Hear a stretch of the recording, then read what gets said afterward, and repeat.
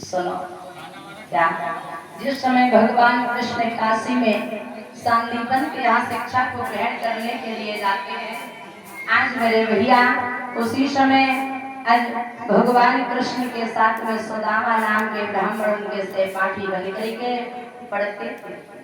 एक दिन का जिक्र है, भामिनी गुरु मैया गुरु पत्नी ने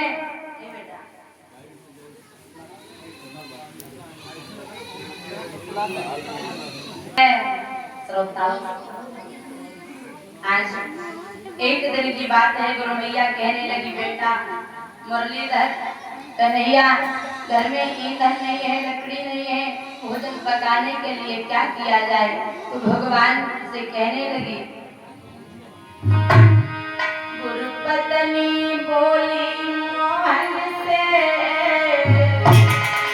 लाला निकतन कर घर आइयो, घर में ईंधन को नाम नहीं, लाला तुम द्वारा बतलइयो।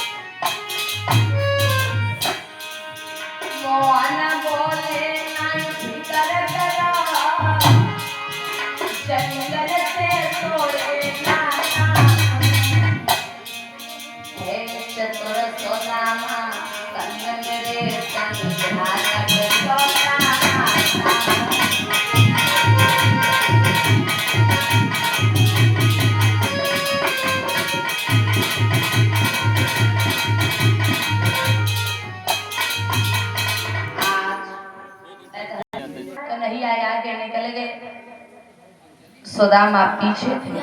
और जूम कर यार, जब सुदामा पीछे रह गए, गुरु मैया ने सुदामा को बुलाया, लाला इधर आओ, थोड़े चने पोटली में बांधे और बांध करके दिए। आज भैया जैसे ही पोटली में बांध करके दिए हैं, तो इधर कहा है बेटा, दोनों भैया जाना और जा करके मिल बांट के चने खा लेना, जल्दी लौट करके वापस आना। तो लकड़ी लाने में उन्हें मगर हुई गई शाम, और पानी भी पड़ने लगा, लौट बस। अब भैया ठंडी बयार के झोंका से दो नंदलाल हाय हाय कांपे जा रहे हैं। और जब कांपे जा रहे हैं भैया, ऐसा ही नहीं है, वो कन्हैया थे जो त्रिलोकी नाथ था, गुरु की सेवा में सिकुड़ रहा था। लेकिन अब क्या है दादा, कि लोभी गुरु लालची चेला वही न तमाम ठेला। कहते हैं कि गलिन गुरबा फिरे, और चेला कंठी लेव, और स्वर्ग जाओ चाहे नरक जाओ, पर हमें दक्षिणा दे। आज भैया इधर काम हो, तीव्र गति में मेघ बरसने लगे, रुकते हैं बरसते हैं, रुकते हैं बरसते हैं। दोनों शिष्य जो गुरु की सेवा में वृक्ष के नीचे सिकुड़ रहे, हवा के झोंके आ रहे। तब सुदामा को ठंड की वजह से भूख लगी, सोचने लगो अब क्या करूं। उसी समय भैया जो पोटरी में चना है वो चावल लगे, और जब चावल लगे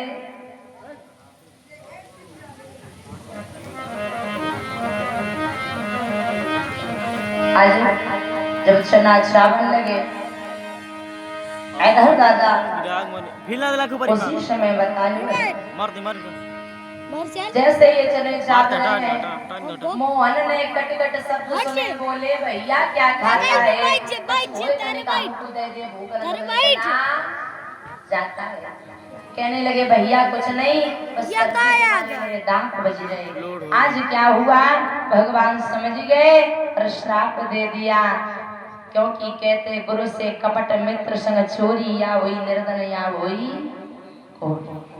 आज मेरे भगवत प्रेमियों, इधर दादा, अब इधर भगवान तो द्वारिका नाथ के राजा बने, और इधर ये दर दर भटकते हैं। दिन भर बेचारे द्वार द्वार, दाता दाता चिल्लाते।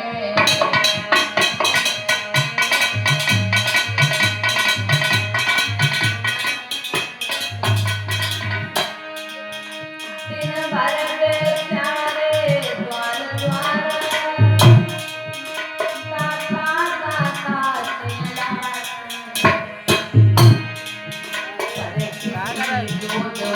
कहाँ है पता है कहाँ है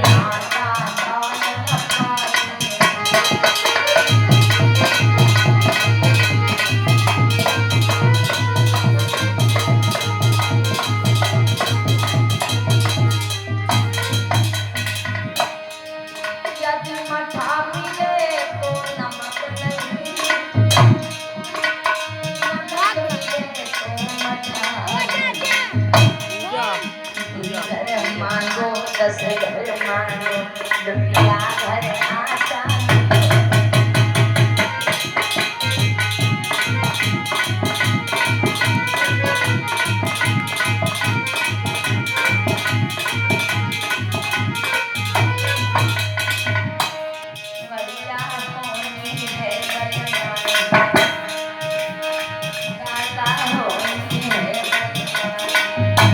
समय को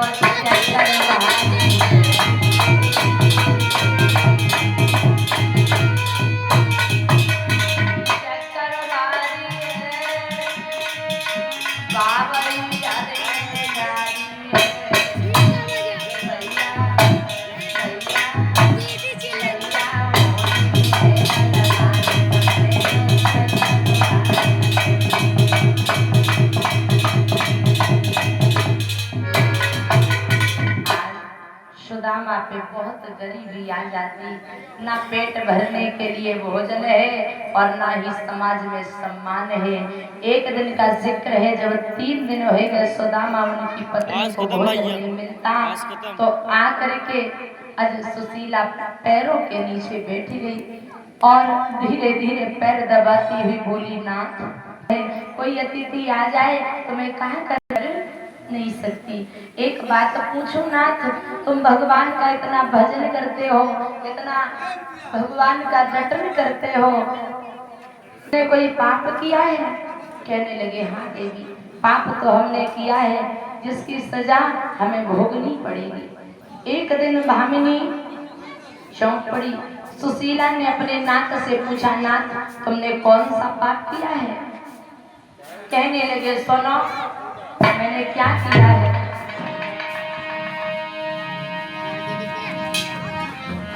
हम गुरुकुल में पढ़े और प्रसाद भैया ले आओ और हमारे आदरणीय बाबा जी की ओर से राधा रानी की वेदिका पे मुद्राएं भेंट राधा रानी के जीवन को सब शांति बनाए। हम गुरुकुल में पढ़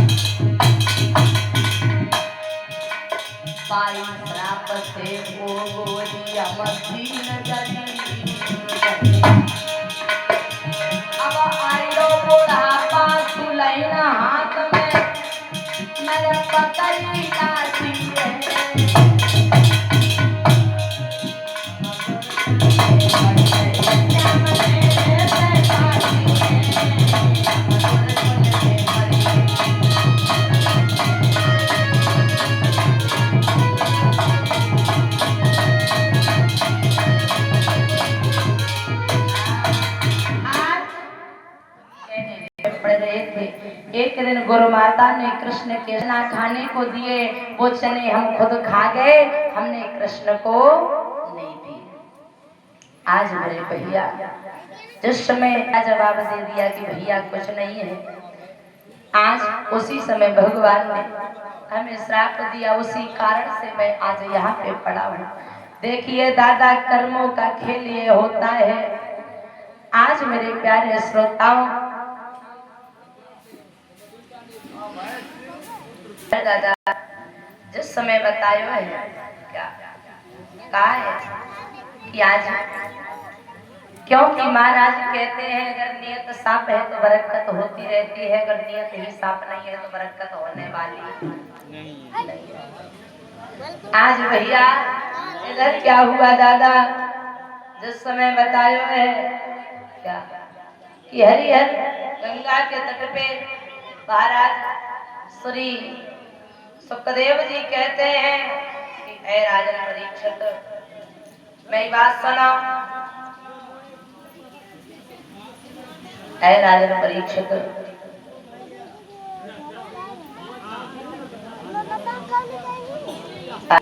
दादा आज कहने लगे हमने भूल करी थी, उसकी सजा हमें मिल रही है। कहा ना, आज मेरे प्यारे श्रोताओं,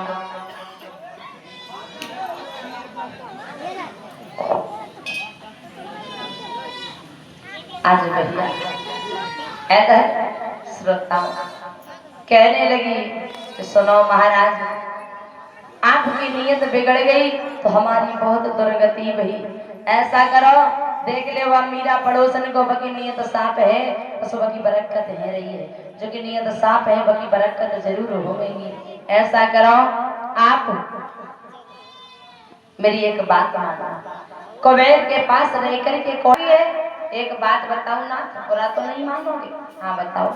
भगवान श्रापकारी है तो भगवान श्रापहारी भी है, अगर वो श्राप देते हैं तो हर भी लेते हैं। क्या बोले?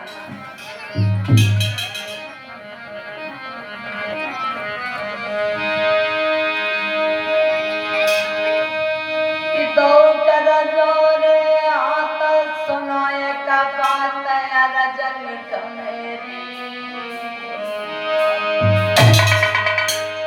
तुम जइयो नाथ गौरी का को करो ना सैया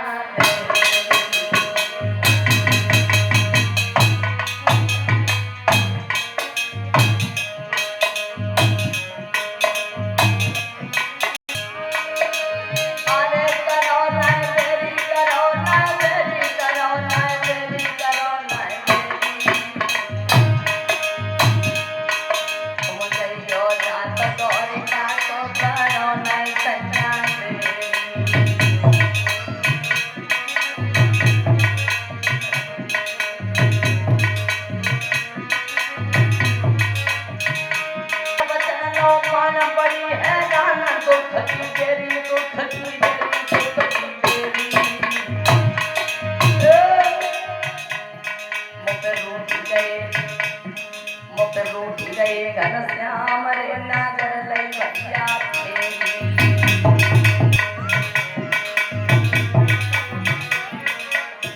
और मनीष माता जी की ओर से सिर्फ प्रभु से क्षमा याचना करके वापस चले आना, मतलब शांति मिल जाएगी।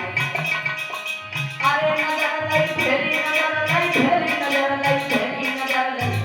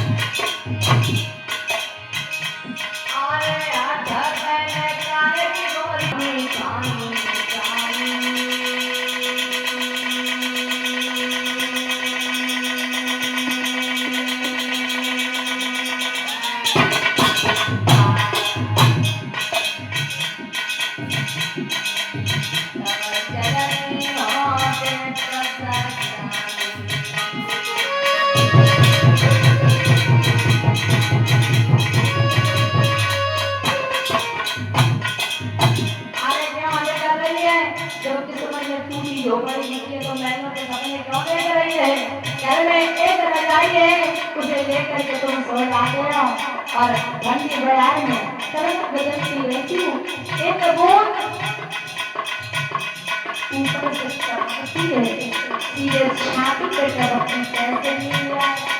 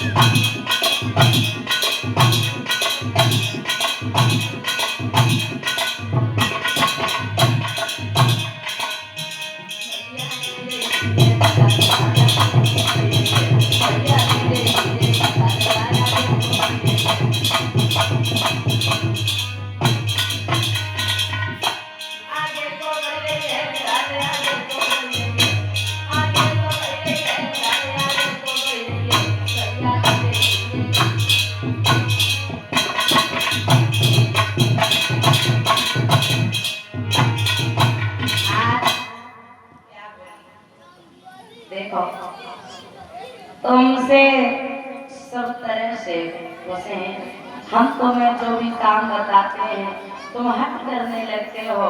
भगवान से जितनी दूर रहोगे उतनी ही दूरी बढ़ जाएगी और जितनी नजदीक रहोगे पास रहोगे तो उतनी दूरी कम हो जाएगी। आप भैया इधर बताइए।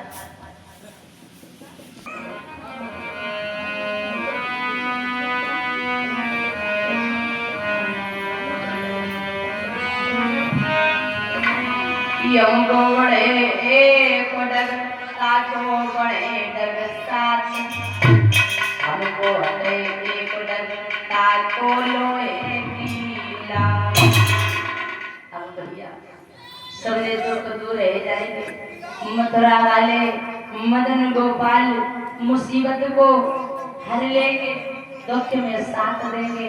अब सुदामा जी झुंडाने लगे। देखो लोग से गाने लगी जो त्याग से कहता है उसमें है भाई भिक्षा की क्या जरूरत है, आपके पास तो भक्ति रूप रतन है ना, तो तुम काय को बाबरी है रही हो, अब मैं काय को पठाए रही हो। दुल्हन बोली मैं तो सूखी रोटी खा के रह सकती हूँ, दोहरी का तुम्हें इसलिए भेज रही होगी तुम्हें कुछ नहीं लाना, धन दौलत मान के नहीं आना, जाना अपनी गलती की क्षमा मांग करके आना है। क्योंकि दुनिया की सारी आश की है, मैं भी उस पर आस लगाती हूँ। सुदामा जी पाठना पड़ा, मैं जानता हूँ कि मैं वहां जाऊंगा तो कुछ ना कुछ लेके तो आऊंगा, और अगर कुछ ना मिला तो भगवान के दर्शन ही कराऊंगा। लेकिन अब ये सोचते हैं कि जब इतनी जिंदगी कट गई थोड़ी सी बची है तो काहे को जाए। अब भैया इधर क्या हुआ, क्योंकि कहने लगे सुनो कि गुरु पिता पुत्र के यहाँ जाया जाता है तो कुछ ना कुछ लेकर के जाया जाता है, खाली आप नहीं जाया जाता। आज हमारा उसी समय क्या किया, पड़ोसन के यहाँ जाती है, और जब पड़ोसन के यहाँ जाती कहने लगी बहना कुछ दे दो, लौट जाओ, रोज रोज मुंह उठा के चली जाती हो, कुछ नहीं रखा है, दे दो दे दो। क्योंकि जब गरीबी होती है ना तो समाज में सम्मान रहता है और ना ही महाराज पेट भरने के लिए भोजन रहता है, कुछ नहीं रहता दादा। अब इधर क्या हुआ महाराज, जिस समय बतायो है क्या, मीरा पड़ोसन के यहाँ गई, कहने लगी बहन हाँ तुम मेरी मदद कर सकती हो, कुछ हो तो दे सकती हो। अरे मेरे पिया, हाँ हाँ तेरे पिया बीमार है, नहीं वो द्वारकाधीश कन्हैया से मिलने के लिए जा रहे हैं और परसों लौट के आ जाएंगे, तुम्हें दे दूंगी। कहने लगी बहना चावल तो रखे थे उबाल करके हमने बच्चों को खिला दिए, लेकिन